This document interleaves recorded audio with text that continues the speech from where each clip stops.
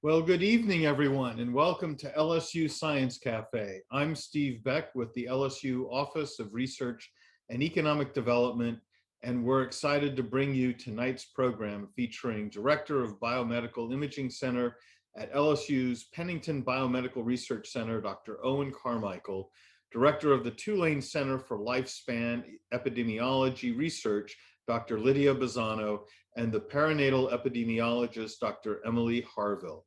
They will be presenting on their current research using the landmark Bogalusa heart study, one of the first long-term studies to track the health outcomes of people from childhood through adulthood to discover new information about health throughout the lifespan in connections between cardiovascular health and reproductive health, and how blood sugar levels in childhood may affect brain health in adulthood. Live captioning for this event is available. Click on the live transcript button at the bottom of your screen. Despite our physical distance, our goal is to continue to build a strong, informed community by providing access to reliable information, new ideas, cutting-edge research and scholarship and creativity from faculty, experts, and researchers in fields from across the university. Tonight's event is brought to you in partnership with local public radio station WRKF 89.3 FM, celebrating 50 years of NPR this month. Learn about the station at wrkf.org. WRKF will be giving away one stainless steel NPR Science Friday beverage tumbler to one lucky audience member tonight. To enter the WRKF drawing, click on the link in the chat box and fill out the Google form with your contact information. Also, please be aware that this online event is being recorded. It will be available with a transcription from the LSU Research website within the next few days. And now, without further ado, I'd like to introduce tonight's speakers. Dr. Lydia Bozzano is a professor of epidemiology and the director of the Center for Lifespan Epidemiology Research at Tulane University's School of Public Health and Tropical Medicine, where she focuses on the role of nutrition and lifestyle in healthy aging across the lifespan. Dr. Emily Harville is an associate professor of epidemiology at Tulane University School of Public Health and Tropical Medicine in New Orleans. She studies pregnancy within the life course and interrelationships between cardiovascular and reproductive health. And Dr. Owen Carmichael is an associate professor and the director of the Biomedical Imaging Center at LSU's Pennington Biomedical Research Center, where he develops non-invasive biomedical imaging methods in order to characterize structural and metabolic properties of the brain, abdominal organs, fat, and skeletal muscle. After the presentations, we'll have a moderated question and answer session. To participate, please use the Q&A button to enter your question. We will be monitoring that section and relaying them to our panelists. And now it's my pleasure to turn it over to Dr. Lydia Bazzano. Dr. Bazzano. Thank you. So I'm going to be giving an overview of the Bogalusa heart study. There's a lot going on, and the study is really not only about hearts, hence the title Hearts and Minds, and all the different work that we've been doing. So if you could start the next slide. So the first question is, where is Bogalusa? You may not have heard of the town before, and it's in Washington Parish. It is right on the border with Mississippi, and it is about an hour and 15 minutes north of New Orleans, an hour, 35 minutes east of Baton Rouge. Next slide. And the study was founded by Dr. Gerald Berenson. So that's a picture of Dr. Berenson. He was a Bogalusa native, and he became a pediatric cardiologist. And he founded the study in 1973, and it began with examinations of children in the Bogalusa schools. And in 2013, we celebrated our 40th anniversary. So 2023, it'll be 50. And this is an early postcard that was sent to participants and their parents for Christmas. I love this, that it was 1975. So all of the staff have signed here. Next slide.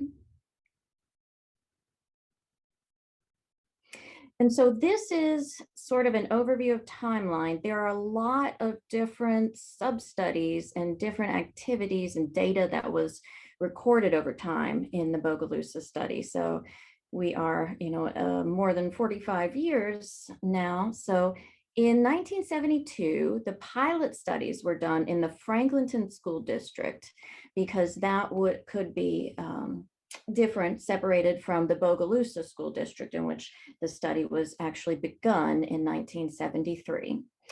And it is, you see the picture of the punch card computer. I'll get to that later, but there were, this was really the beginning of computers as well. And so the data was entered by punch card early on. There were blood pressure studies, dietary studies, cholesterol and lipid studies, and some very famous autopsy studies also that demonstrated that cardiovascular disease really begins in childhood and adolescence, and it's present there in individuals who are in their late teenage or early young adult years. So there were also EKG studies. In 1981, that's when we began echocardiogram. So that's the ultrasound of the heart. And those were the early days of echocardiogram as well. Now we have continued doing echocardiograms of the heart, and then also the carotid vessels, the large vessels that bring blood to the brain. And you can move forward to the next slide. And so there were also the echocardiographic follow-ups, and then post-high school, the age of the population, instead of being 0 to 18 now, is 19 to 35. And then early on in the 2000s, we began following the evolution of cardiovascular risk with normal aging, looking at genetics and genomic studies. And in the last examination, which was focused in 2013 to 2016, we began to study the cognitive and physical performance of our participants. And at that time, they were in midlife. You can also see that there's epigenetics, that's turning on and off of genes through methylation. We began to study that as well. And in the most recent studies, which we have just begun, a new examination of the cohort, we began just before COVID happened. Dr. Carmichael has been doing imaging of the brain with us. And also we did a microbiome study in 2016. Next slide. So the study is about a lot more than just the heart, because the vascular system, the circulatory system, really touches all parts of the body and all the different organ systems. And this is an example of a conceptual diagram that is a life course approach to disease. So Dr. Harvill will be talking about the early part of that life course with the maternal and child health. And then Owen will be talking, or Dr. Carmichael will be talking about the end of that, or the later part of it. Now, this model specifically was about disablement and the role of vascular stressors in that. But the approach, the life course approach, applies to all different diseases. Next slide. This is a little bit about the community of Bogalusa, and this data, it was 2012 to 2016, and some of it was from 2017. The population is relatively small. The life expectancy is 73, which is lower than the national average of 78. There are two major employers. There's the breakdown of African American and white. And then there's a large number of individuals who are living in poverty. You can see that the median household income by race ethnicity is relatively low. And there are a lot of folks with diabetes. Next slide. So I did mention the early days of computing. So our data was entered on punch cards in the early days. And we have, of course, advanced with the computer technology. But in between that, there was microfiche, there were all sorts of CDs, floppy disks, many different computing technologies that we are continuing to harmonize across the 40 years of data collection. Next slide. And so we're moving into more technological and home-based studies where individuals can use wearables or portable devices. This is in the bottom left, you can see the EKG, or bottom right, I'm not sure. You can see the EKG device, and then there's also a body weight scale that has a body composition and heart rate analysis, along with several other devices, including a breathing app that will do breath analysis for gases. Next slide.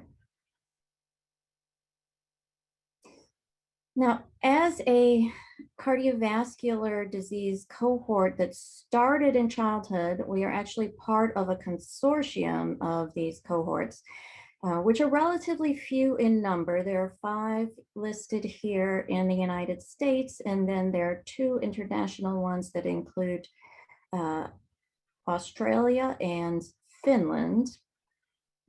And the leaders of the different studies are pictured over to the right. And next slide. And we've done lots of work across the different studies and then within the Bogalusa heart study. So the top half that are in the navy blue there are currently funded projects. The bottom half are recently funded, recently ended projects. And you can see in one of them, one of them ranges from the microbiome to another one that is secondhand smoke and biological aging. So we have a lot of different information and a lot of different opportunities to look at things and test novel hypotheses. And that's sort of the overview of the many things that we've done so far. And here I'm going to turn it over to Dr. Harvill.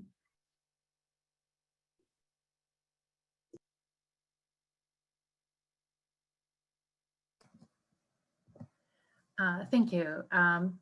So I'm Emily Harville, also from the epidemiology department at Tulane, and was mentioned in the introduction. I'm primarily a perinatal epidemiologist. So I study pregnancy, birth outcomes. How does prenatal life affect later life or earlier life? Next slide. So it's become very clear that reproductive and cardiovascular health are linked. We've learned that infants that are born low birth weight or too small or too early are more likely to have poor cardiovascular health later in life. And that includes as a young adult. So for women entering pregnancy, they may be more likely to have high blood pressure or diabetes. And that means that during pregnancy, their health is likely to be worse. So again, they may be at higher risk for hypertension during pregnancy, pregnancy-induced diabetes, hypertensive disorders such as preeclampsia, as well as problems with fetal growth or gestational length. And then we also know that women who have these conditions during pregnancy are at higher risk for worse health later in life. So women who develop gestational diabetes are at higher risk for diabetes later. Women who develop hypertensive disorders of pregnancy are at higher risk for hypertension and cardiovascular disease later. Next slide. So it made sense for us to look at reproductive health within the Bogalusa heart study. As Dr. Bazzano mentioned, this is one of the few studies where they started following people as children. And of course, reproduction usually happens fairly early in the lifespan. So lots of studies of cardiovascular health are conducted in older people. But when we wanted to look at effects on pregnancy, we really wanted to have young people. So our study, our Bogalusa babies study, we tried to get information on pregnancies and births to cohort members. And so we did this through existing data as well as interviewing women about their experiences of pregnancy and birth. And most of the pregnancies happened in 80s, 90s, early 2000s based on the ages of the cohort. And this enables us to look both at how those preconception cardiometabolic health risk factors that they've been measuring in childhood and early adulthood affected pregnancy, and also how pregnancy might affect later life cardiometabolic health. And currently we're moving to looking at effects on aging, so physical aging and cognitive health as well, and what relationships there might be there. Next slide. We also know it's very important to look at potential racial disparities in these outcomes. It's not unusual for there to be roughly a doubling of low birth weight, about an 80% increased risk of preterm birth, so that's birth too early, among Black women compared to white women. We do see that within our own cohort. And we're looking at how cardiovascular risk factors might play into those disparities. And we do see that they perhaps explain a small amount of those disparities, not the majority, but maybe 10% or so. Next slide. We've also become interested in the idea of how things might be affected over multiple generations. As you can see, we know that one generation affects the next. With pregnancy, that's going to affect the next one. And there's starting to be even some evidence that maybe one generation might affect things 2 or 3 generations later. And because we do have this long-running community-based study, we're able to start looking at some of that. So we're collecting preliminary data on this topic. How are there these transgenerational effects on cardiovascular and reproductive health? Next slide. And so we know that if there's about 12,000 people that have ever participated in the study, and about 8,000 have at least 2 visits. So because we did the pregnancy study, we sort of know how many are in the next generation. And so we started looking at, we started inviting them to come participate, and even their children.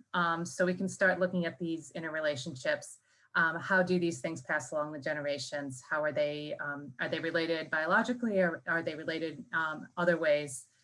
So how do we see this develop? And then I think I will pass it on to Dr. Carmichael here. Thank you, Dr. Harvill. Again, I'm Owen Carmichael. I'm a professor and the director of biomedical imaging at the LSU's Pennington Biomedical Research Center. So next slide, please. So my research starts with an observation that probably many of you out in the audience have made at some point in your life, which is that aging plays out very, very differently in different people for reasons that are somewhat mysterious. It's not as simple as live fast, die young, where people who smoke a lot, drink a lot, and generally don't take care of themselves die young, and everyone else dies old. And not only that, but the people who really take care of themselves have what we call good health span, which is to say they're very, very, very healthy until they suddenly drop dead. That's absolutely not true. And I think we have examples in our own lives where we have met people or we've read about people that show that that's not true at all. So here is 2 concrete examples. On the left is a clipping from a New York Times Magazine article from a few years back that I would commend to all of you. It's called The Island Where People Forget to Die. And it is a profile of specifically an island in the Greek archipelago of islands called Ikaria. And I'm just showing one example individual to make it all concrete. You can see that this man's name is Stamatis Moraitis. If I'm sorry for all Greek speakers out there if I mangled that, but he operates a vineyard that produces 400 gallons of wine per year. He tends the grapes himself. He also has his own vegetable garden, which he tends, and he's cognitively completely with it. He answers all questions that the newspaper reporter brings to him. He also happens to be 97 years old at the time that this photograph is taken.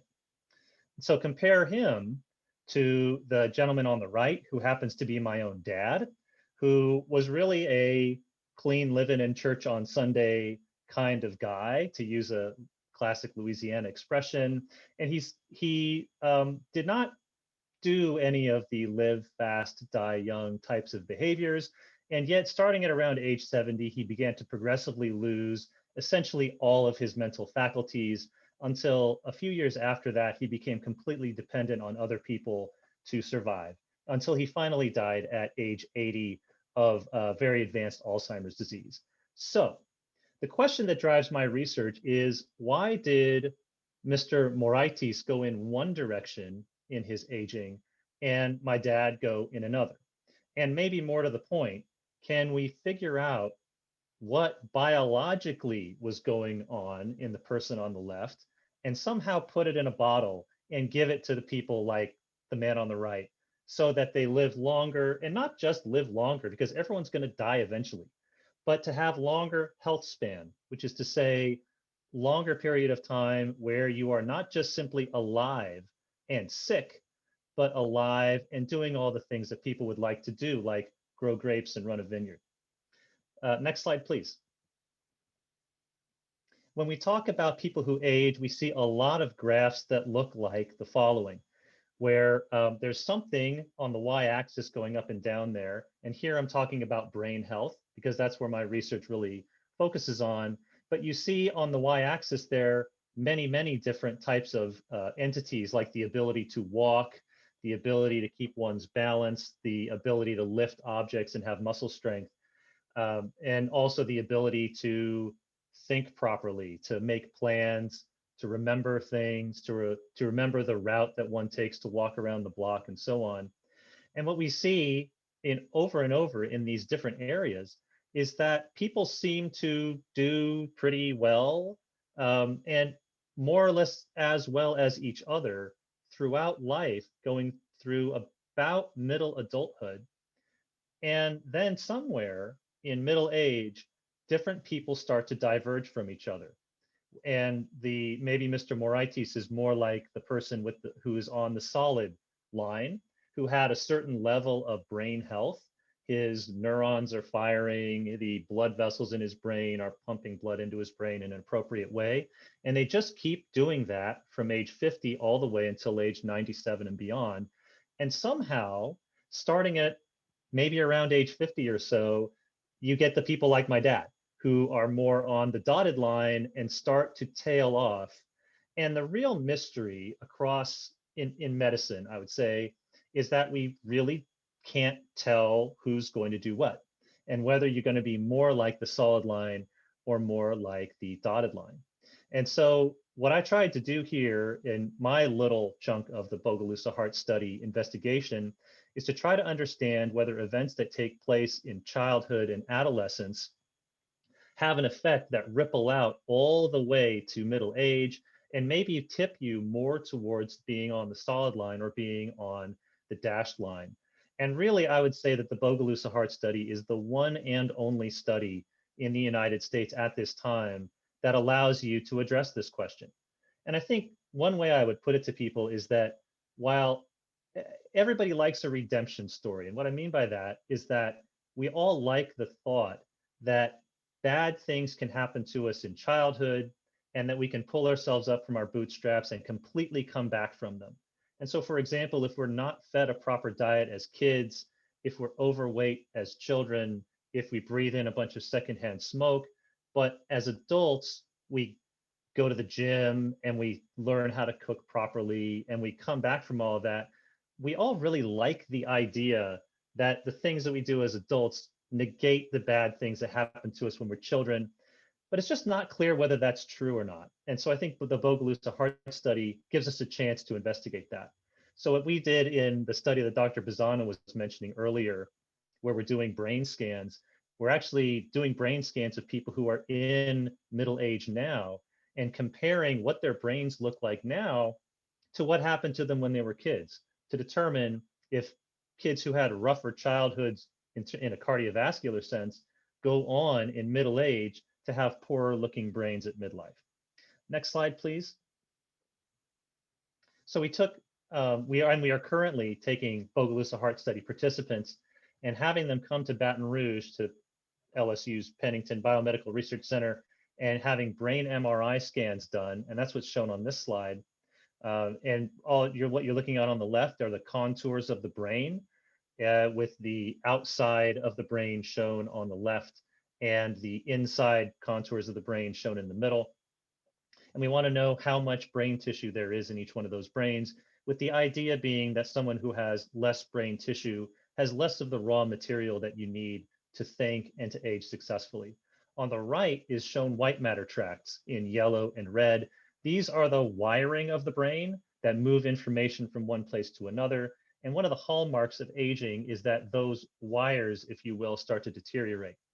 So in our preliminary data, we found that indeed people who had higher blood sugar in childhood went on into middle age to have less brain tissue, as shown on the left, and poorer white matter tracts, as shown on the right. And what we're doing now is trying to validate or assess whether that's actually true in a much larger population of people from the Bogalusa heart study.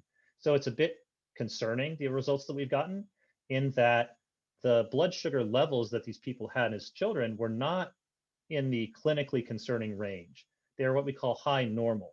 No doctor would have tagged those blood sugar levels as suggesting diabetes, for example. But still, if you had high normal blood sugar as a kid, chances are you went on to have a poorer looking brain in middle age. So we're trying to figure out why that is true, for one thing, and whether it carries on in the larger Bogalusa heart study. So with that, I think I'll send it back to Dr. Beck to to start the question and answer session. Well, thanks, Dr. Carmichael. An absolutely fascinating study, and I think that the opportunity to have such a rich array of data that spans 50 years is really a unique and important research tool. One of the things that I certainly imagine over the last 50 years is that computer technology has advanced so much. As Dr. Bazzano said from the beginning, you all started with punch cards and very primitive kinds of data collection, and now there are electronic tools and gadgets that you can wear that provide continuous monitoring of different kinds of health related, but specifically heart related activity. How, and this is really for all three of you, how has that changed the way in which you're able to do your research, and what sorts of things, if you were to project 50 years into the future, what sorts of tools and resources would you like your fellow future researchers to have as they continue this important study? Dr. Bazzano, I'll start with you. Okay. Well, so one of the great things about wearables and in-home technology is that you can really get a better picture of what's going on. Measurement error is actually a tremendous challenge with something like diet, physical activity, and other lifestyle variables, because it changes a lot and it's difficult to record. So the kinds of tools that I would really like would be some very accurate tools for those variables in particular. Dr. Harvill, how about you? Yeah, I would have to agree. That was sort of the first thing that came to mind too, is having just really solid measurements of diet and physical activity and so forth across the lifespan would just be so helpful um, for these studies.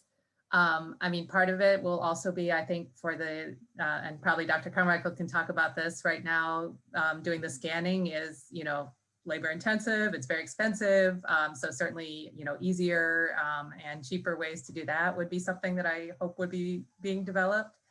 And then I have to say the other thing that comes up a lot for us is very mundane, but it's just there's like all this data and we need to, you know, store it and track it and archive it and make sure that it's all cataloged well.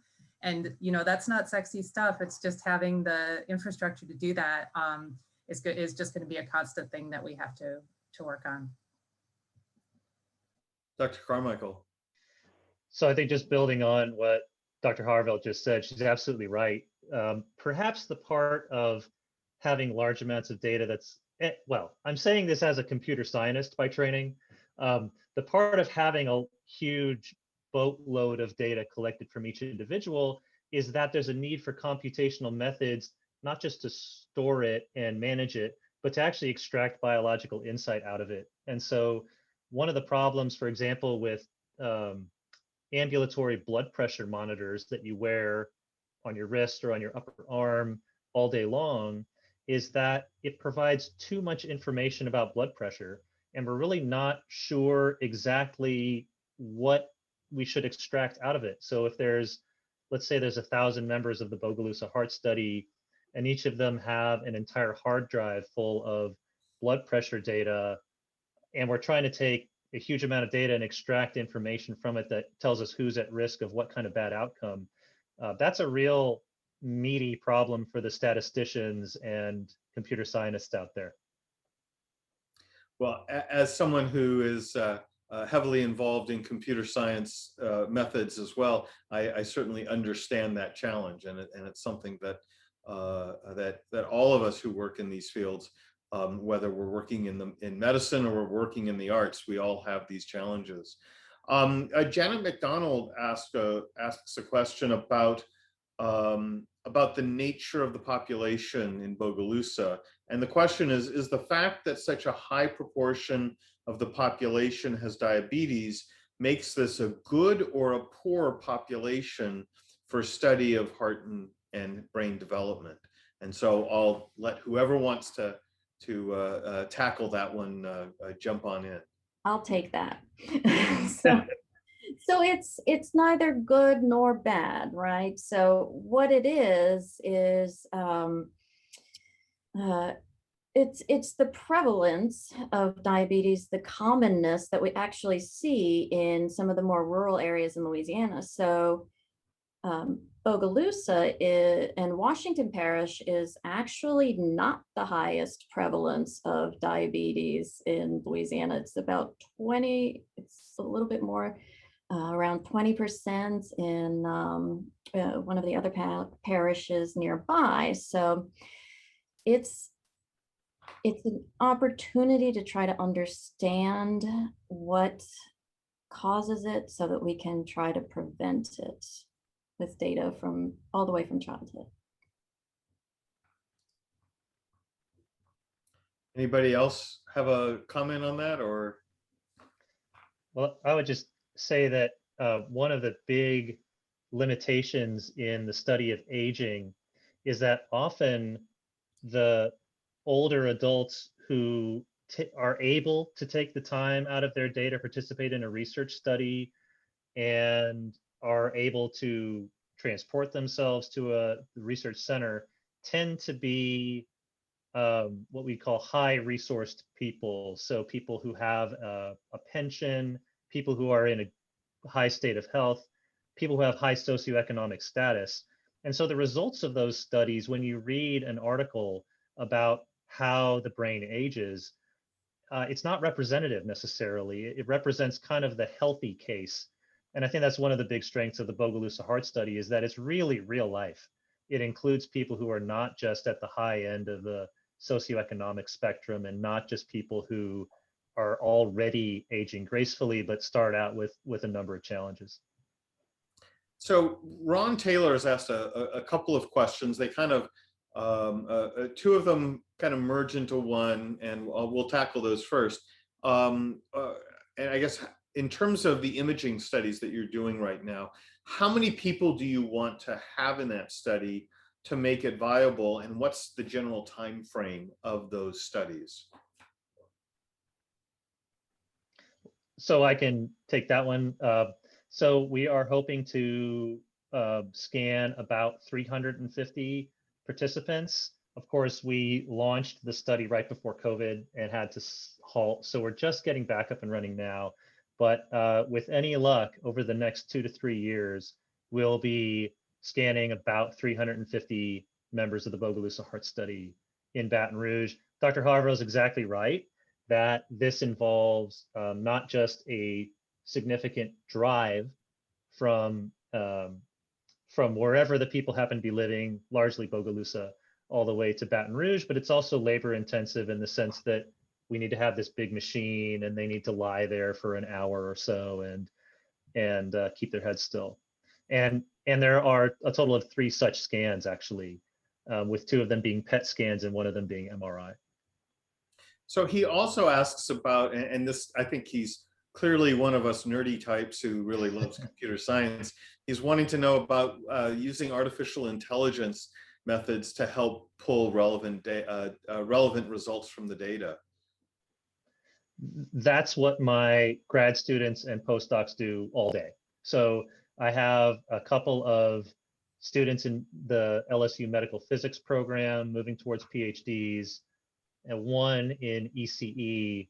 And just last year, I graduated another medical physics PhD, but essentially taking AI tools and grafting them onto the Bogalusa Heart Study and similar neuroimaging studies is their bread and butter. That's what their papers are about. That's what they want to do as a career. And so it's big for me. I make a living off of it. So I guess it is very much a done thing. Jerry Tron asks actually a wonderful question about really the origins of the study and what Dr. Berenson had to do. And so I don't know whether Dr. Bozzano, you would know a little bit about this. How did he get parents to allow their children to be involved in the study in the first place? Did he have a personal reason? Did he intend for this to be a study? I mean, I would imagine that when you're a country doctor in a small town in Louisiana, that the idea of creating a 50-year study on heart health and future outcomes is not exactly top of your mind. No, the origins of the study, well, I have to say that Dr. Berenson was pretty visionary in his time. There were very few people looking at heart disease risk factors in kids. So this was a really new idea. And then to get the participation of people in Bogalusa to allow their kids to get blood drawn and things like that, he actually began working with the school board and with the teachers. And he brought a mobile examination van to the school. And if you talk to some of the participants, they'll say they remember having a red yarn tied around their finger and getting cereal after they had their blood drawn. So there are lots of folks with really wonderful stories about this study. But yeah, visionary. That's absolutely fascinating. But I think it speaks to the way a lot of rural medicine is done, which is bringing the medicine to the patients rather than bringing the patients to the medicine. I find that's just absolutely fascinating. Well, as it turns out, we have someone who was an original participant in the program and has done several adult follow-ups. She's wanting to know if you want her to come in for another examination, or kind of what her participations would be. So do you follow up with people who have been involved with this from the very beginnings?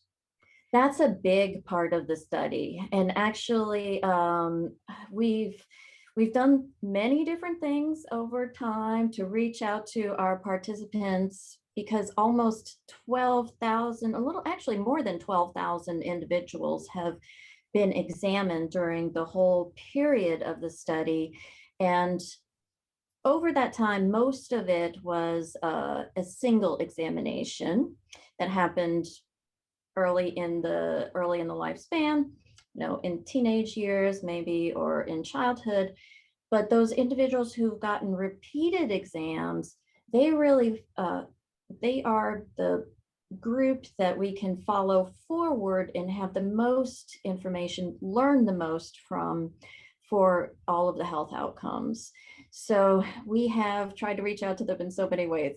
We've done commercials, we send out letters, we have an internet presence, small Facebook presence, and we really would love to hear from anyone who's been part of the study in the past. Well, I hope that she takes your information and follows up with you. That's very exciting. A lot of people in this state are worried about pollution and industry and the impact on health, and especially in childhood health. Are the paper mill workplace and environmental impacts factored into the interpretation of any of your data for the Bogalusa population specifically? Let's see, we've focused primarily on heart disease, which we haven't spent a lot of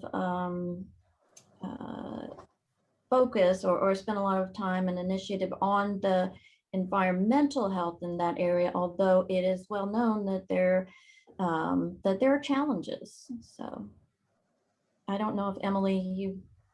Yeah, I mean, I think that, the study started out as a very biologically focused, very like clinical risk factor focused, but I think over the years we have been trying to expand more to, say, social risk factors, and somewhat, we've talked about the environmental risk factors. I remember, looking into, there was a big chemical spill in Bogalusa at one point. I remember looking into that a little bit.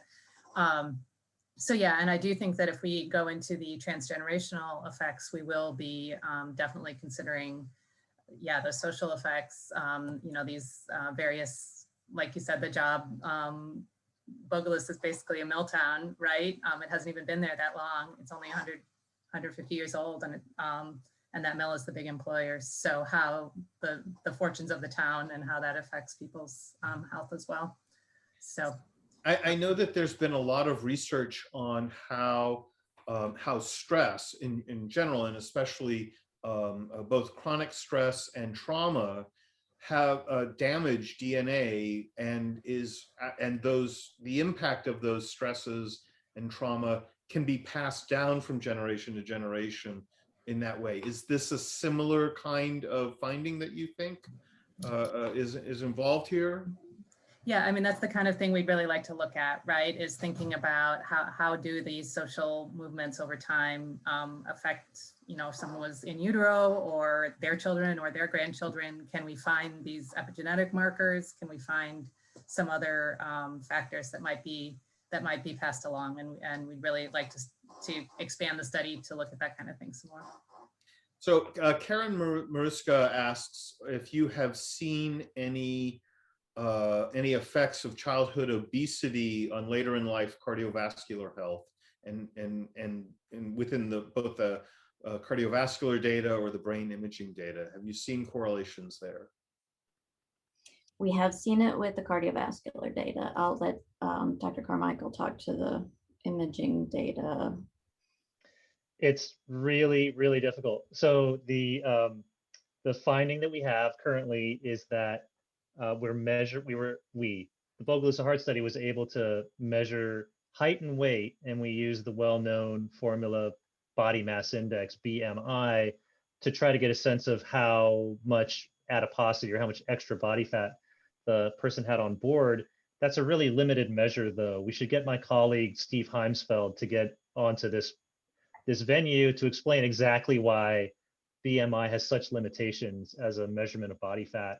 But we have the very curious finding that kids who had higher body mass index as children went on in middle age to have actually better thinking skills, better brain health in some sense, which is the opposite of what we would have thought, right? We would have thought that extra fat on board, that's bad, and that it should do bad things for the brain.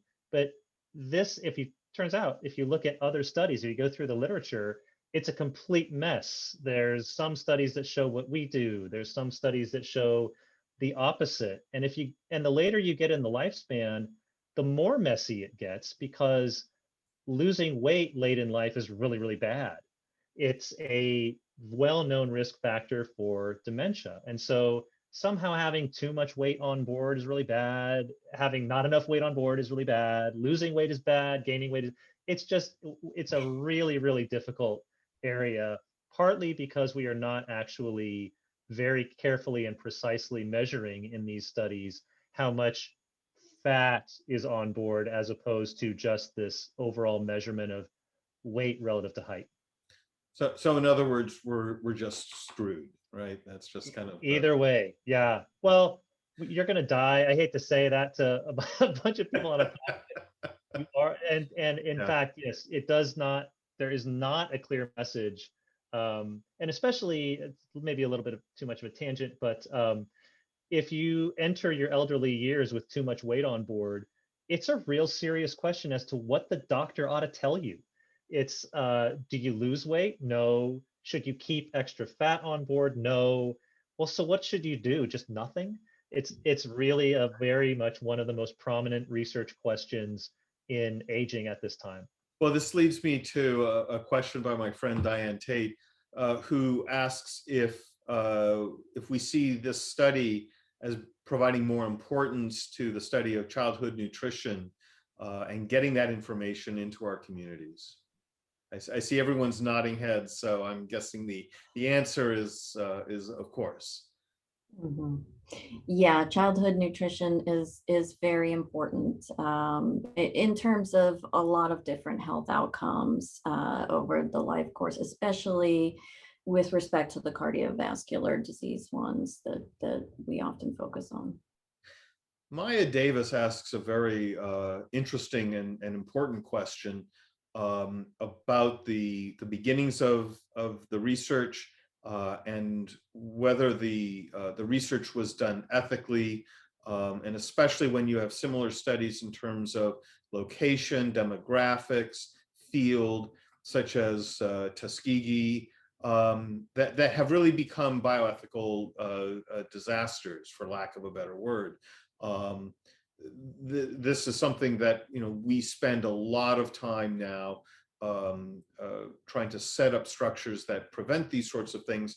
But bias in research is something that we all face, and I'm wondering what what you know of the early beginnings of this, and what you're doing now to make sure that the populations remain as diverse as they are, that you're studying them equitably and ethically. Yeah, so I know quite a bit about this, having gone back to some of the first consent forms. So you may have noticed that the study started in 1973 and the National Research Act was passed in 1974. There was a consent form that went to, it's less of a consent form, more of a permission form that went to the parents for their children to be examined. And so we have essentially some of the earliest consent forms that began in that study. And we've followed over time, all of the individuals who've ever been examined have been consented for the examination. If it's a child, again, the permission was given by the parents, and an assent if they were old enough to try to understand what was going on in the study. Fortunately, our study is very observational in that we're taking lots of non-invasive measurements. The most invasive thing that we do is the blood work, and there's not as much risk to the individual participant based on these procedures versus what could be in other studies, especially interventional studies. Okay, this has been an absolutely fabulous conversation. I know that to have a study that began before federal regulations really provided guarantees of, or better guarantees, I should say, of ethical research and responsible research, to have the beginnings of that process happen before it was federally mandated, is actually a remarkable thing. Which brings me to a question that I think will probably wrap things up for us. But I'd really like for you to wax poetic on this, if you will. This cohort is really a remarkable resource. We have an anonymous attendee wanted to ask this question, but they say it so perfectly. It is a remarkable resource. 50 years of longitudinal data on all kinds of biometric data that can provide a lot of correlation, and that requires a tremendous amount of computational processing as well as just good old-fashioned thinking and observation.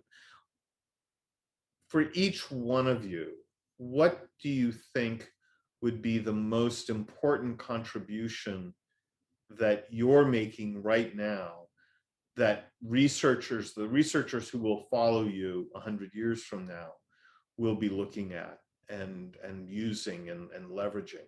Where do you see the work that's happening now influencing what happens in the future? So Dr. Bazzano, we'll start with you. So from my focus, and I do focus on cardiovascular disease and lifestyle, the data in Bogalusa from childhood has already made some pretty darn significant contributions in terms of it being important data that underlies the childhood cardiovascular disease screening regulations, regulations guidelines. So whether or not you take a blood pressure or your child gets their blood pressure taken by the pediatrician, some of that data comes directly, in fact, a lot of that data comes directly out of the Bogalusa heart study. And I think from the perspective of cardiovascular disease, there's a tremendous amount that is able to be contributed, so we have not actually connected childhood blood pressure to an event, a heart attack in later life. We are just beginning to do that because the studies have lasted this long. Dr. Harvill. Yeah, so I'd say in my field, the big shift that I think Bogalusa is part of is, historically, there's always been this idea that pregnancy is just sort of a separate part of life. You have a separate doctor, right? Your health during that time period is just different from the rest of your life. And more we're realizing that it is really intricately connected with your health, both before the pregnancy and after. And we even see this playing into some of the discussions that we're having now around, say, maternal mortality. Just that, when women are entering pregnancy in poorer health, that's playing out in bad ways. So I think Bogalusa really just has this opportunity to contribute to that, that conversation, just because we do have such rich data across the entire life course in a way that just isn't possible for most studies. And Dr. Carmichael. I think the big difference between, one of the big differences between myself and someone who's in a similar position to myself in 100 years is that that person is essentially going to have their entire health record from birth until now in a digital format at their fingertips, I think. So, I mean, if I wanted to know what my blood pressure readings were when I was a kid, I might, I'll have to find some faxed form from one doctor to another, and it's going to be, on mimeograph or something like that. And I'd have to piece it together.